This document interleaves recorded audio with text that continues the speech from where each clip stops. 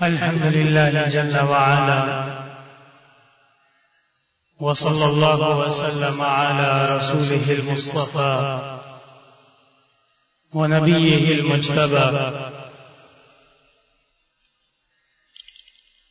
وعلى آله النجبى وأصحابه الأتقياء أفضل الخلائق بعد الأنبياء ومن بهديهم اقتدى وبآثارهم اقتفى من المفسرين والمحدثين والفقهاء إلى يوم الجزاء. أما بعد فأعوذ بالله من الشيطان الرجيم. بسم الله الرحمن الرحيم. والذين جاهدوا فينا لنهدينهم سبلنا وإن الله لمع المحسنين. وقال النبي صلى الله عليه وسلم لو كان موسى حيا لما وسعه إلا اتباعي.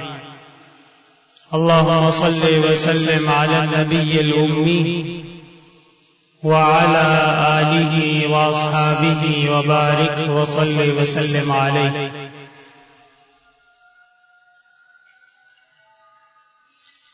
اللہ تبارک و تعالی نے اس کائنات اور اس عالم میں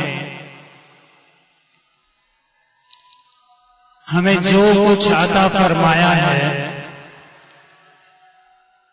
اور جتنی بھی نعمتیں ہیں، جتنے بھی احسانات ہیں، وہ سب بہت ہی زیادہ عظیم ہیں، بہت ہی زیادہ اللہ تبارک و تعالی کی طرف سے بڑے انعام ہیں. لیکن کچھ اللہ تبارک و تعالی کے احسانات اور انعامات وہ بقیہ تمام پر فائق اور بقیہ تمام کے مقابلے میں بہت زیادہ اعلیٰ درجے کے ہیں. اور ان میں سے اولی پہلا مقام، پہلا انعام، پہلا مرتبہ جو اللہ تبارک و تعالی نے ہمیں، آپ کو، تمام مسلمان بھائیوں کو عطا فرمایا ہے، وہ ایمان کی دولت ہے. اس دنیا کے اندر جتنے اموال ہیں، جتنی ریسورسز ہیں، جتنے وسائل ہیں، اور ان سب کو یکجا کر لیا جائے اور ان تمام دنیا کے مال کی ایک مسلمان کے ایمان کے مقابلے میں قیمت لگائی جائے تو وہ مال ایمان کے مقابلے میں کوئی حیثیت نہیں رکھتا، صفر ہے. اور اسی طرح وہ شخص جس کے مقدر میں ایمان نہیں ہے اور اللہ تبارک و تعالی کی طرف سے اس کے بارے میں ایمان کا فیصلہ نہیں ہوا، وہ دنیا کی تمام چیزیں یکجا کر لے اور دنیا کے تمام اموال ایک جگہ کر کے صرف اس لیے خرچ کرنا چاہے کہ میں ایمان لے آؤں اور مجھے ایمان نصیب ہو جائے تو بھی وہ نہیں کر سکتا. یہ تو ہمارے اور آپ کے درمیان جو دولت کا یا قیمتی ہونے کا یا بہت ہی زیادہ خاص ہونے کا معیار ہے، اس کی بات ہو رہی ہے. اسی طرح اللہ تبارک و تعالی نے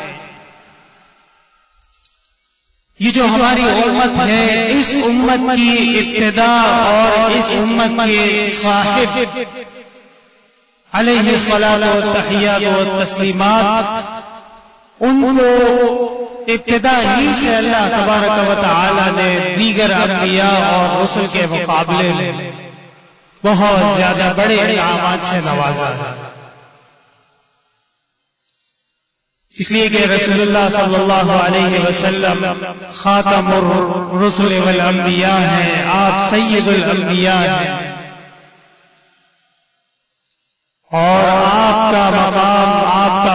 مرتبہ وہ تمام انبیاء میں فائد ہے سب سے زیادہ اعلیٰ اور بڑھ کے. یہ بہت بڑا انعام ہے. یہ ایسا انعام ہے کہ پوری کائنات کو ایک جا کر لیا جائے تب بھی وہ کسی کو یہ انعام عطا نہیں کر سکتی. رسول اللہ صلی اللہ علیہ وسلم معراج پر تشریف لے جا رہے ہیں. اس سے قبل جو مسجد حرام سے مسجد اقصی کا سفر ہے جسے اسراء کہتے ہیں، رات کا سفر، آپ صلی اللہ علیہ وسلم جب مسجد اقصی تشریف لے گئے تمام انبیاء کرام کو وہاں آپ کے استقبال کے لیے جمع کیا گیا تھا. اور رسول اللہ صلی اللہ علیہ وسلم فرماتے ہیں کہ مجھے یہ خیال آیا کہ نماز شاید حضرت آدم علیہ السلام پڑھائیں گے،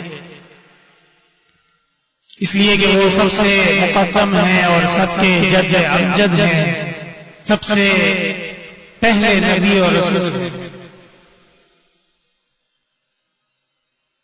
اسی طرح روایات میں حضرت ابراہیم علیہ السلام کا بھی ذکر آتا ہے کہ وہ ہمارے بڑے ہیں اور ابو الانبیاء کہلاتے ہیں. اللہ تبارک و تعالی ان سے امامت فرمائیں گے.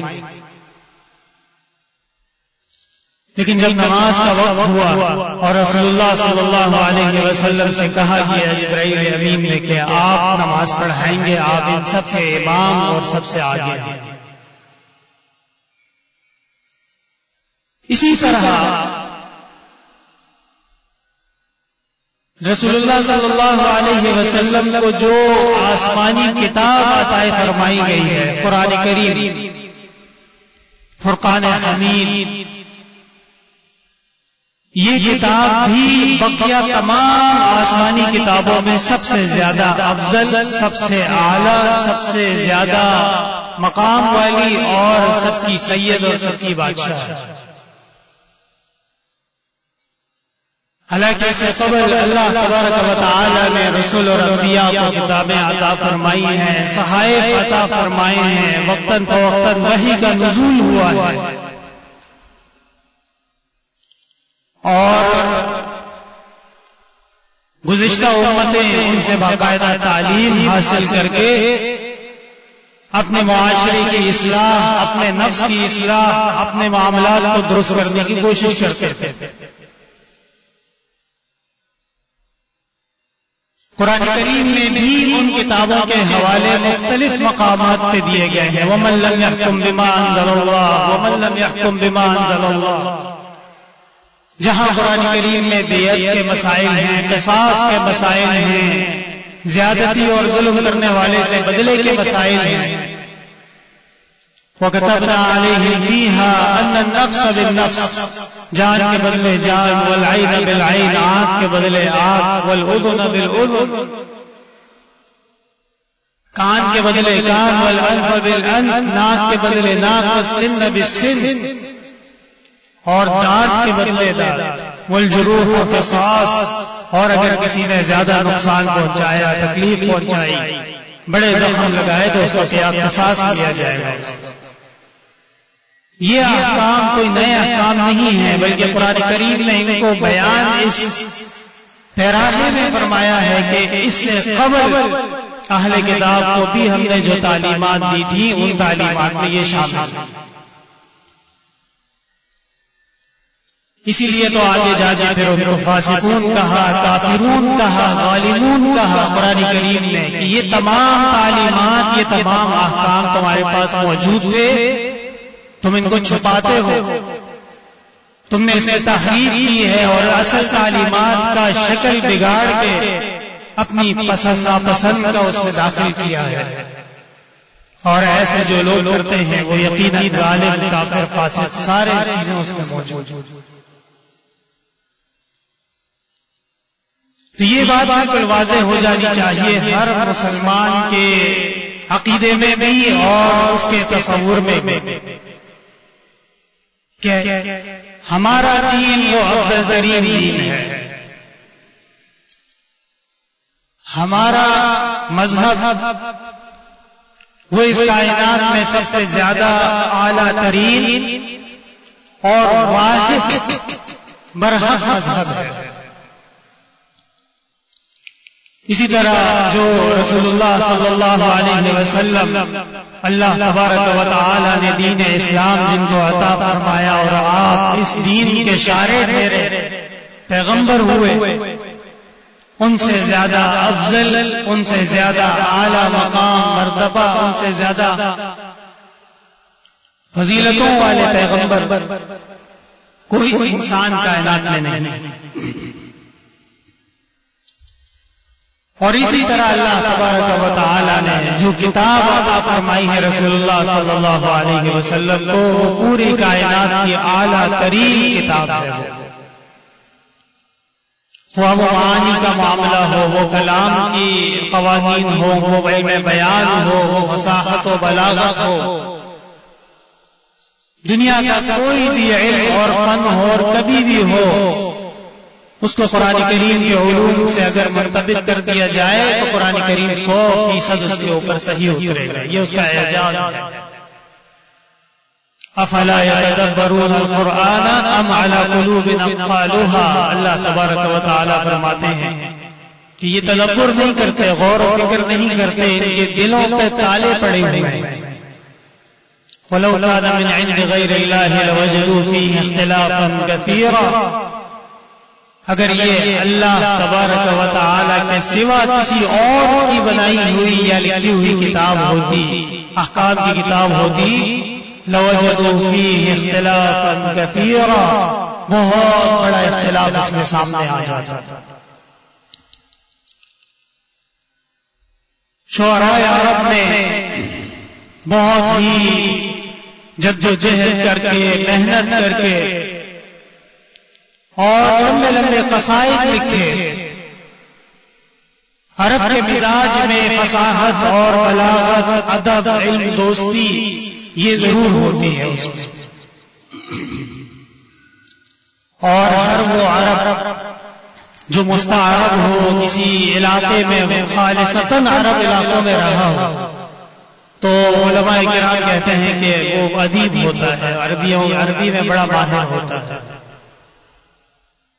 کعبہ مشرفہ کی دیوار پہ ان کے اشعار لٹکے ہوئے ہیں، کسی میں اپنے محبوبہ کی تعریف ہے، کسی میں اپنے قبیلے کی تعریف ہے، کسی میں اپنے رشتہ داروں کی کارنامے بیان کیے گئے ہیں۔ رسول اللہ صلی اللہ علیہ وسلم جبرائیل امین وحی لے کے آئے، انا اعطیناک الکوثر فصل لربک وانحر ان شانئک هو الابتر۔ رسول اللہ صلی اللہ علیہ وسلم نے حضرت علی المرتضی رضی اللہ عنہ سے فرمایا کہ یہ سورت 3 آیات کعبہ مشرفہ کی دیوار پہ لٹکا دو،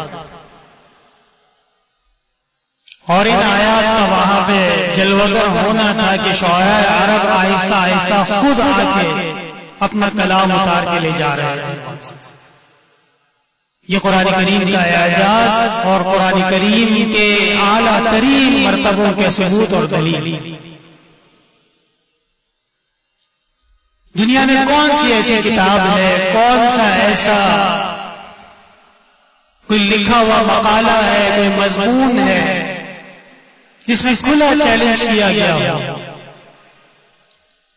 کہ جیسے 10 سورتیں لے کے آ جاؤ یا ایک سورت لے کے آ جاؤ، اور چیلنج بھی ان کو کیا جا رہا ہے جو اہل زبان ہیں، جن سے قرآن کریم مخاطب ہے، سب اہل عرب ہیں اور اچھی طرح جانتے ہیں کہ یہ قرآن کریم کے معانی، مطالب، الفاظ، کلمات کتنے اعلیٰ درجے کے ہیں۔ میرے محترم بزرگوں اور بھائیوں، یہ بات کہیں اور چلی گئی۔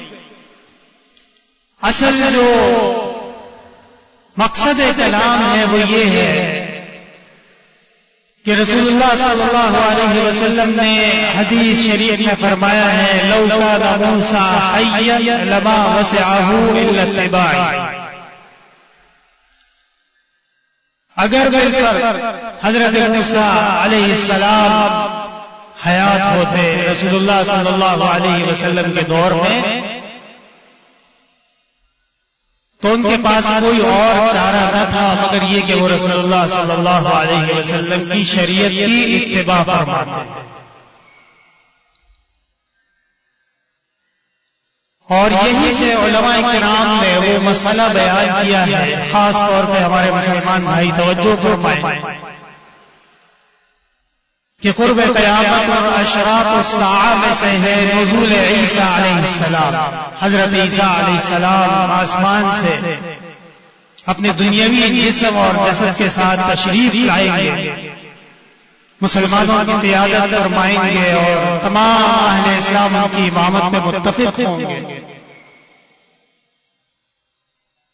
تو یہاں پہ بعض ناعاقبت اندیش عناصر یہ اعتراض کرتے ہیں کہ حضرت عیسیٰ علیہ السلام تو خود پیغمبر ہیں اللہ کے، ان کا اپنا دین ہے، ان کو اپنی کتاب عطا فرمائی گئی ہے، تو جب وہ دنیا میں تشریف لائیں گے تو پھر ان کے مذہب اور ان کے دین پہ عمل ہوگا یا دین اسلام سے ہوگا.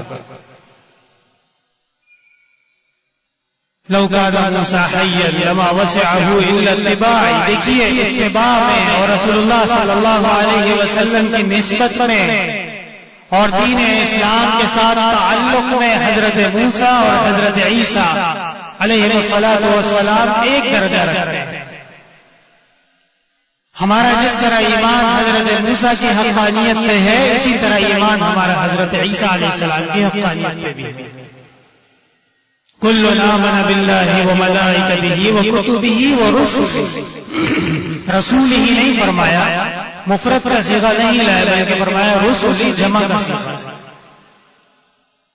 اور رسل میں حضرت آدم علیہ السلام سے لے کے جناب نبی کریم صلی اللہ علیہ وسلم جو کہ خاتم الانبیاء والمرسلین ہیں، تمام کا ایمان لانا، تمام کو برحق معتقد سمجھنا اور سب سے سب کو اللہ کے رسول اور پیغمبر سمجھنا، یہ مسلمان کے عقیدے کا لازمی حصہ. حضرت عیسیٰ علیہ السلام یقیناً تشریف لائیں گے، یہ برحق ہے، یہ بھی اہل سنت والجماعت کے عقائد میں سے. اور یہی وہ پینٹرا ہے، یہی وہ گھاٹی ہے، یہی وہ وادی ہے کہ جہاں پہ مسلمان کے ایمان پہ حملہ کرنے والے آپ کو بہت نظر آئیں گے. کوئی کہے گا میں عیسیٰ ہوں، کوئی کہے گا کہ عنقریب عیسیٰ آنے والے ہیں، ان کی تیاری ہو، کوئی کہے گا کہ عیسیٰ والعیاذ باللہ فوت ہو چکے ہیں، نہیں تشریف لائیں گے. کوئی کہے گا کہ ان کی روح تشریف لے گئی ہے، ان کا جسم وصولی پہ لٹک گیا. سب بیکار باتیں ہیں. وما قتلوه وما صلبوه ولكن شبه لهم. اللہ تعالیٰ نے فرمایا کسی اور سے پوچھنے کی ضرورت نہیں ہے، قرآن کریم جواب دیتا ہے. نہ قتل ہوئے ہیں نہ صلیب پہ چڑھے ہیں. ہاں ان کے اوپر معاملہ مشتبہ ہو گیا ہے، کنفیوژن کا شکار ہو گئے، ان کو پتہ نہیں چلا، خلط ہو گئے معاملہ. اللہ تبارک و تعالیٰ جب کسی کی حفاظت فرمائے اور کسی کو اپنے آغوش نصرت میں لے لے تو پھر انسان کی کوئی حیثیت نہیں ہے کہ ان کو کوئی نقصان پہنچا سکے. دیکھیں حضرت عیسیٰ علیہ السلام، حضرت موسیٰ علیہ السلام، حضرت ابراہیم علیہ السلام، حضرت ہود، حضرت صالح، حضرت شعیب، تمام انبیاء کرام، اگر یہ تمام کے تمام انبیاء کرام دین اسلام کے وجود کے وقت بالفرض اور تصور کے طور پر موجود ہوتے، آپ صلی اللہ علیہ وسلم نے فرمایا کوئی چارہ نہیں مگر یہ کہ میری اتباع کی جائے. یہ کلام اس کے بارے میں کیا جا رہا ہے، یہ حضرت عیسیٰ علیہ السلام جو آج ان کے پیروکار اور ان کے مذہب کے دعوے دار ہیں، وہ عیسائی، مسیحی، کرسچن کہلاتے ہیں. حضرت موسیٰ علیہ السلام جن کے وارث ہونے کے دعوے دار یہود ہیں اور وہ باقاعدہ حضرت موسیٰ علیہ السلام کے اپنے آپ کو رکھوالے بھی کہتے ہیں اور ان کے دین پر عمل پیرا بھی ہونے کا دعویٰ کرتے ہیں. لیکن ایک مسئلہ بیچ میں ہے جہاں پہ اکثر اور بیشتر بے توجہی ہو رہی ہے، وہ یہ ہے کہ ہمارے اہل اسلام اور مسلمان بھائی وہ رسول اللہ صلی اللہ علیہ وسلم اور آپ کے دین اور آپ کی اتباع اس طرح کمزور پڑ رہے ہیں، اور یہود نصارہ مغرب اغیار ان کی اتباع کرنے میں زیادہ توجہ لگے، یعنی العیاذ باللہ اگر کوئی دین اسلام کا راستہ چھوڑ کے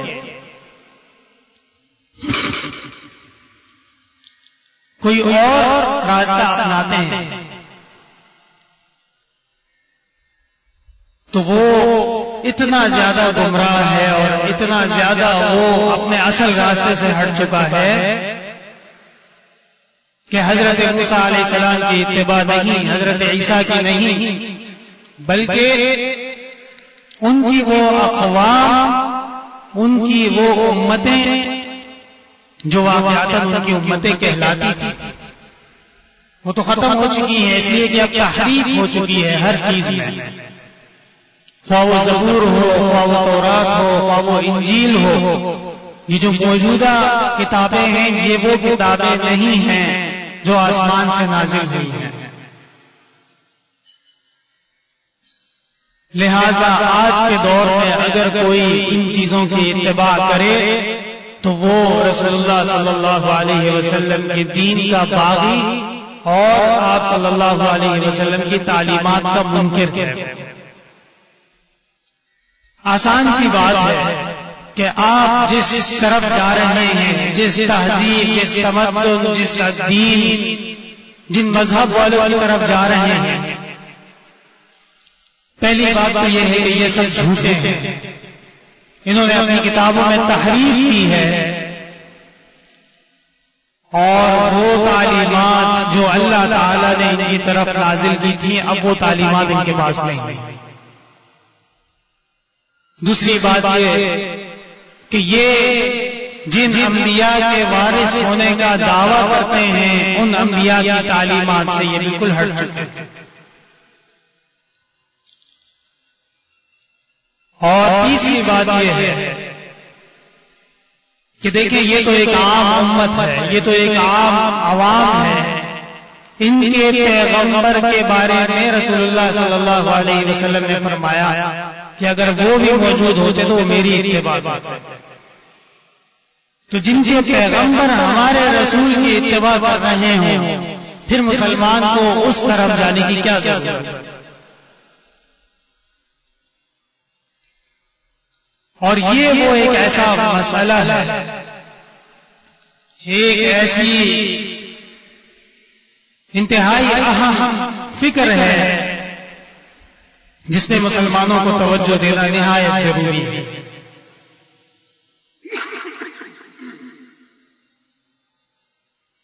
کہ جس طرح وقت گزر رہا ہے اور جس طرح ہم نام نہاد ترقی کے سفر میں آگے بڑھ رہے ہیں، تو ترقی تو الگ چیز ہے، لیکن اپنا دین چھوڑنا،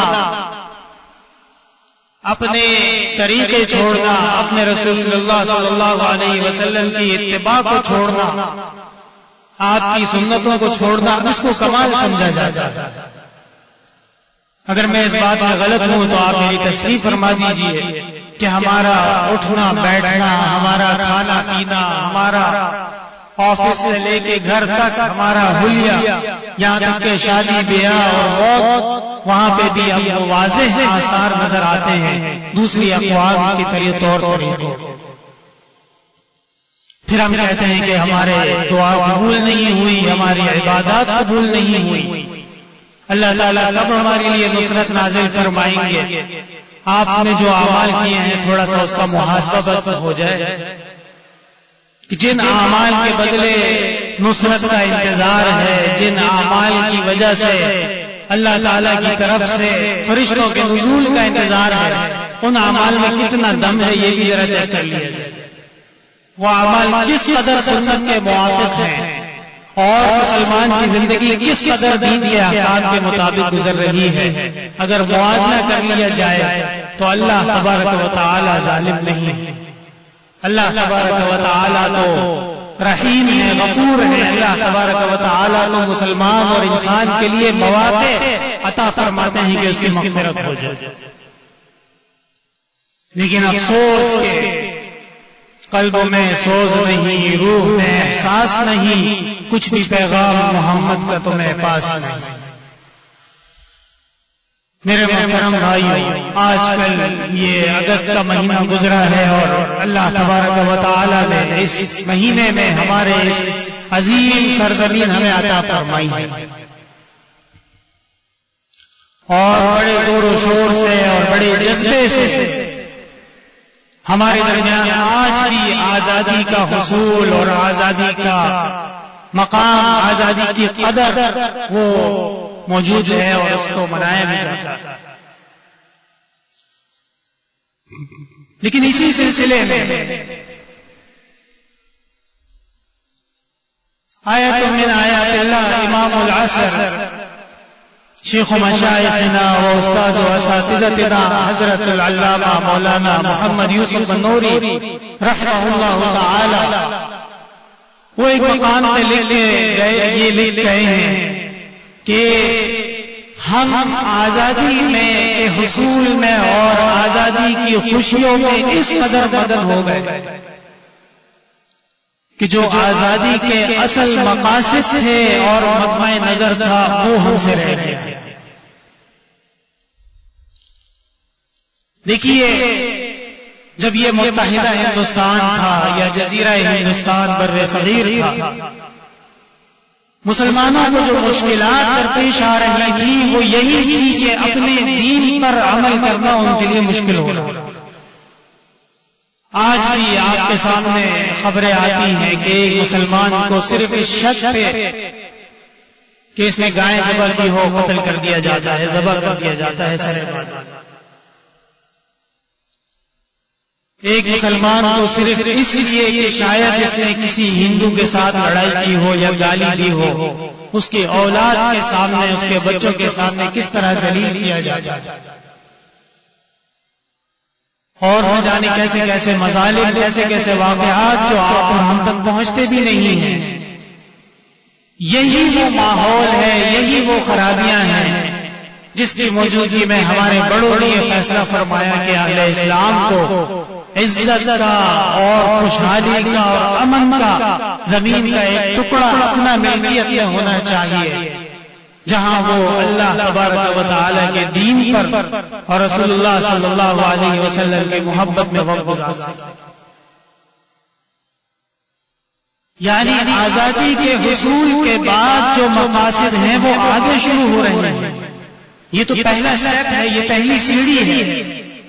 جیسے ایک آدمی پلان بناتا ہے کہ میں نے گھر بنانا ہے، میں نے بلڈنگ بنانی ہے، تو وہ پہلا کام یہ ہے کہ آپ جگہ اس کے لیے ارینج کیجیے، اور اس کے بعد پھر اس میں کام شروع ہوگا اور تمام جو پروجیکٹس ہیں وہ پھر اسی کے اندر چلے۔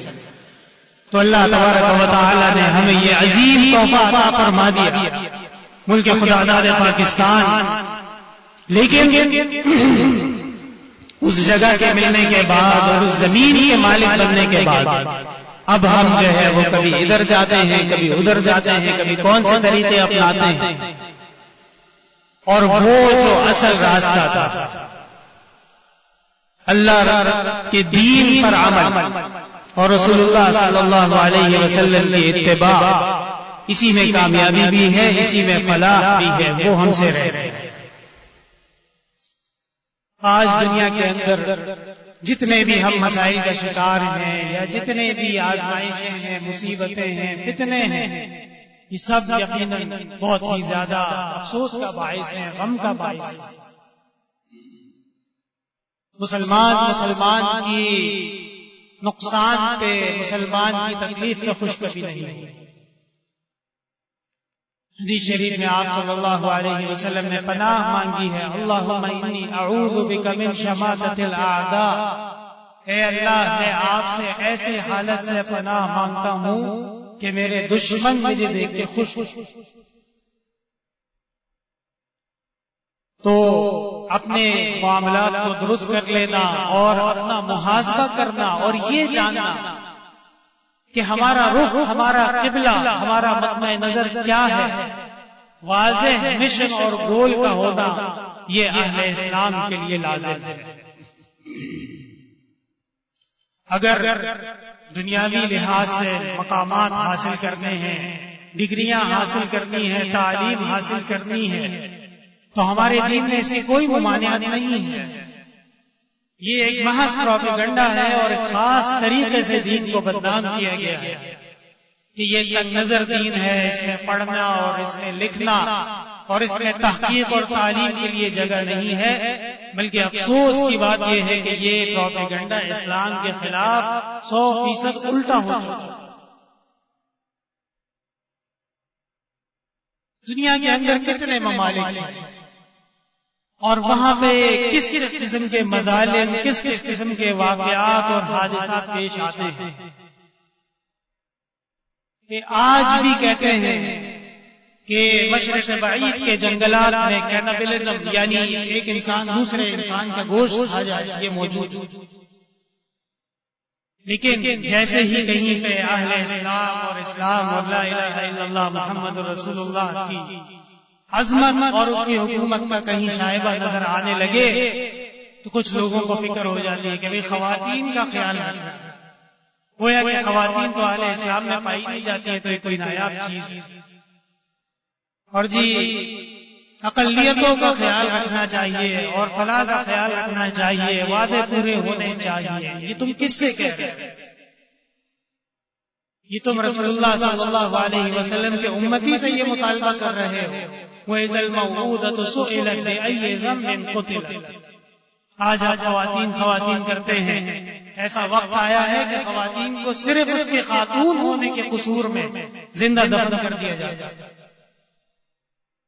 اور یہ وہ اسلام انقلابی پیغام اور عالمگیر دین ہے جس نے آ کے انسان کو عقل سکھائی کہ ایسا نہیں کرنا ہے، بری بات۔ اور کتنے زبردست پاک دامنی کے ساتھ نسل اور تناسل کے سلسلے کو آگے بڑھنے کا کامل نظام پیش کیا، کتنے آداب ہیں اس کے، کتنے اصول ہیں، کتنے طریقے ہیں، کتنا احترام ہے کہ خاتون کی اجازت اور مرضی کے بغیر کچھ بھی ہو جائے آپ اسے نکاح نہیں کر سکتے۔ یہ ہوتے ہیں رائٹ اور یہ ہوتے ہیں حقوق جو واقعاتاً اس کے کام آتے ہیں۔ یہ کیا رائٹ ہے کہ لباس اتار کے باہر گھومو؟ یہ کون سا قانون ہے کہ خاتون کو عزت اور مرتبے کو مردوں کی شہوت اور ان کے نفس کو خوش کرنے تک محدود کر دیا جائے، اس سے آگے کوئی ان کا کام؟ اور یہ آئے اسلام سے کہتے ہیں کہ آپ ظلم نہ کیجیے گا اور آپ اقلیتوں کا خیال رکھیے گا۔ 21 سال تک جس قوم نے ان کو مارا ہے، بے دریغ مارا ہے، کارپیٹ بمنگ پہ کی ہے، یعنی ایسے بم گرائے ہیں کہ کوئی زمین کا انچ خالی نہ رہ جائے، لیکن جب وعدہ ہوا اور معاہدہ ہوا کہ اب اس کے بعد آپ کی ہم تکلیف نہیں پہنچائیں گے بشرطے کہ آپ وعدہ پورا کریں، آپ حضرات کے سامنے اسلامی تعلیمات کے نتائج موجود۔ یہ اسلام کا کمال ہے۔ ہم میں اور افغانیوں میں کیا فرق ہے؟ ہم بھی انسان ہیں، وہ بھی انسان ہیں۔ یہ اسلامی تعلیمات کا کمال ہے۔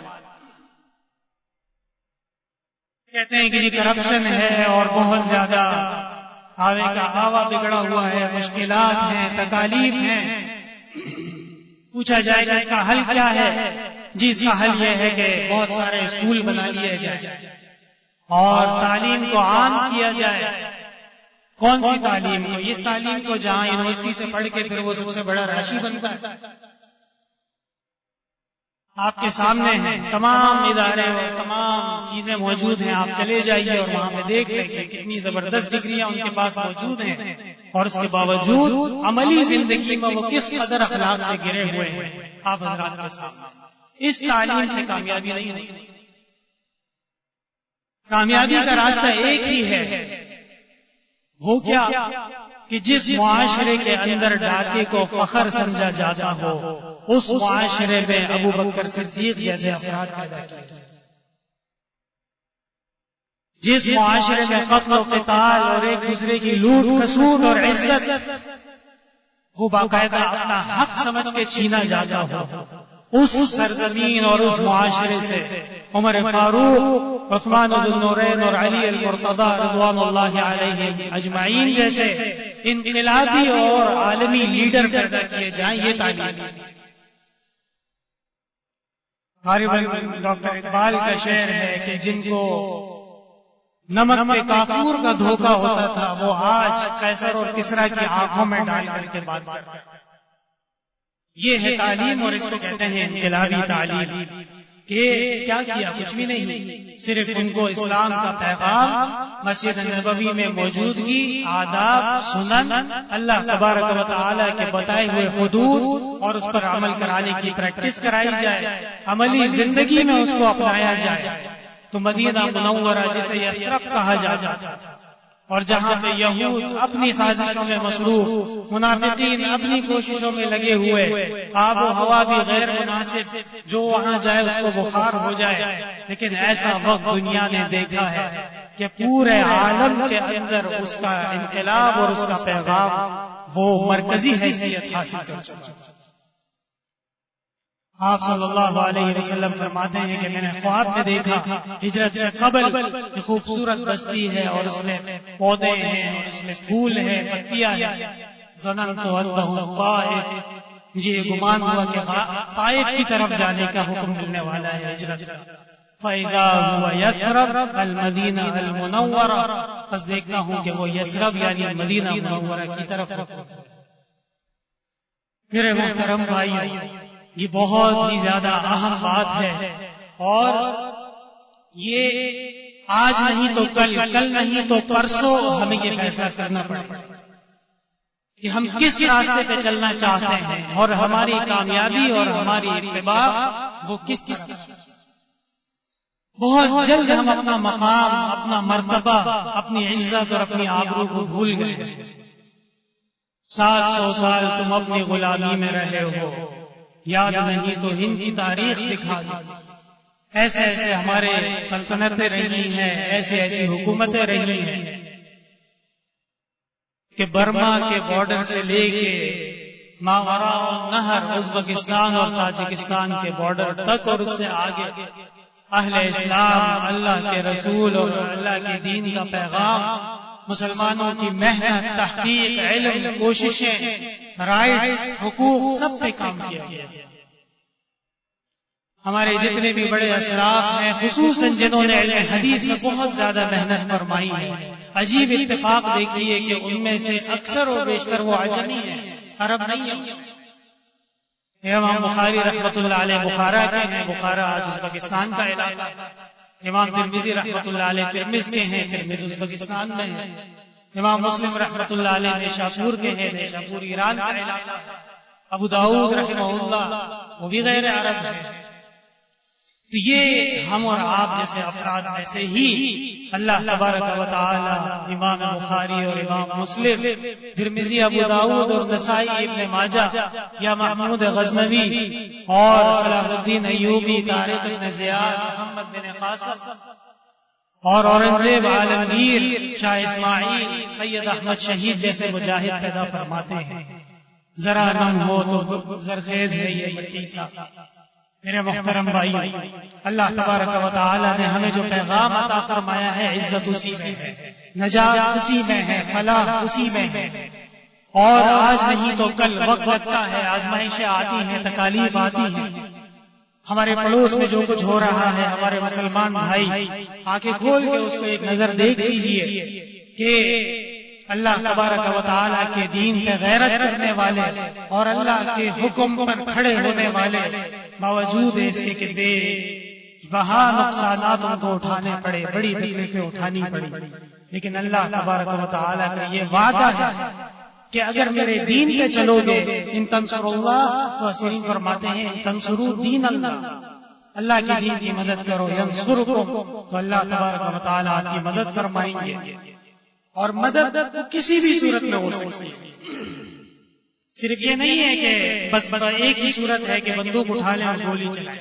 نہیں، اللہ تعالیٰ نے آپ کو جس مقام پہ رکھا ہے، جس فیلڈ میں رکھا ہے، جس میدان میں رکھا ہے، وہاں آپ دین کی مدد اور نصرت میں کیا کر سکتے ہیں. بعید نہیں ہے کہ اللہ تبارک و تعالیٰ اس چھوٹے سے عمل کو مغفرت کا سبب بنا دے.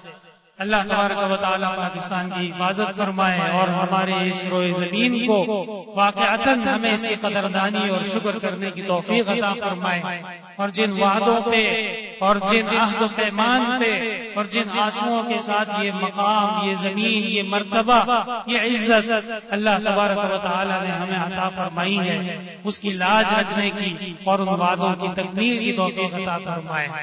اور دنیا عالم میں خصوصاً ہمارے پڑوس میں اللہ تبارک و تعالی تمام مسلمانوں کی مدد اور نصرت فرمائے اور ان کے لیے آگے آنے والے مراحل مستقبل کے آسان فرمائے، قبول اور مقبول فرمائے. وآخر دعوانا الحمدللہ رب العالمین.